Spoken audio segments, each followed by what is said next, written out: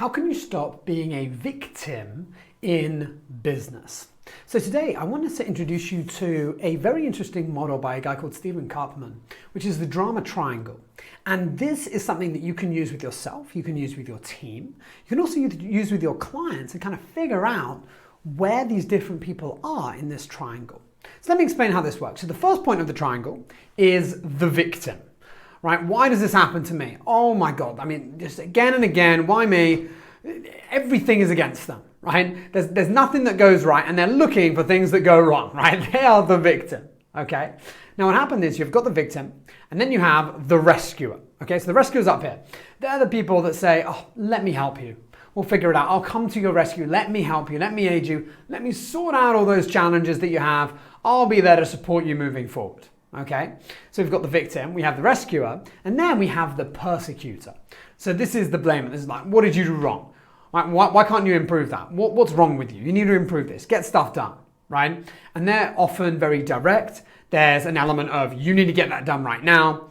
And they're much more direct with their language, okay? So we've got the victim, we've got the rescuer, and we have the persecutor. Now what's interesting about this is that people often move about this triangle in different elements of their business, okay?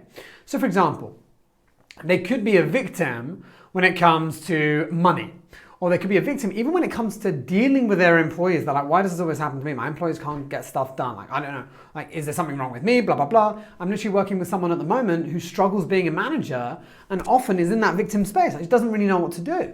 Okay, there's other people that are rescuers. Don't worry, I'll sort that out for you. Yeah, I got it sorted, right? They're there, they suddenly take on everything, right? As a leader. You've got other ones that are persecuted. You need to get that done. They're very direct. They get annoyed, they're negative, and they get stressed out with someone for not getting things done that they need to.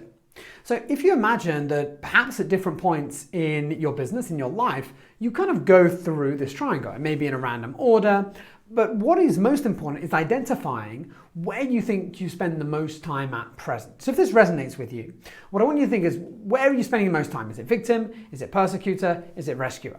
Because once you've identified that, we can then look into the growing points of how to move out of it in a more sustainable way. So how it works is the following. The victim needs to move out of being a victim and instead move to a creator. Okay, and this is where instead of being problem orientated, focusing on all the shit that's happening, right, they become solution orientated. So you start to look for solutions as opposed to woe is me, everything is wrong, nothing's working. Okay, so it's very important that you make that transition, be the creator, be that outcome focused person, as opposed to looking inward and just believing that everything is happening to you. Next, we have the rescuer. So the rescuer actually switches into the coach. And this is where a great line to really implement into your business here is don't give someone a fish, teach them to fish. Don't rescue them, teach them to rescue themselves.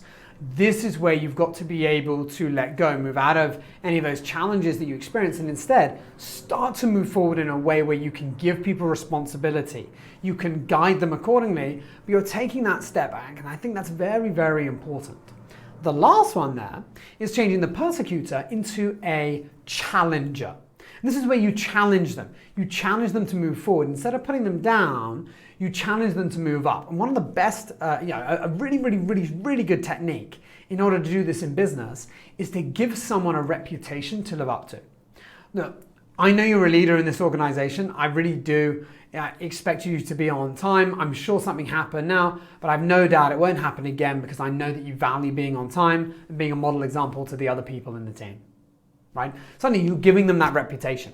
So it's really important that you give people that reputation and they will look to live up to it as well. So I hope you found this content useful. If you're struggling with this or you still feel like you can't move out of a victim state, the persecuting state, or even being a rescuer, make sure to get in contact. I'm more than happy to share how myself and my team can help you to move out of this and actually help you move forward in a more sustainable way. Look forward to seeing you soon and have a great one.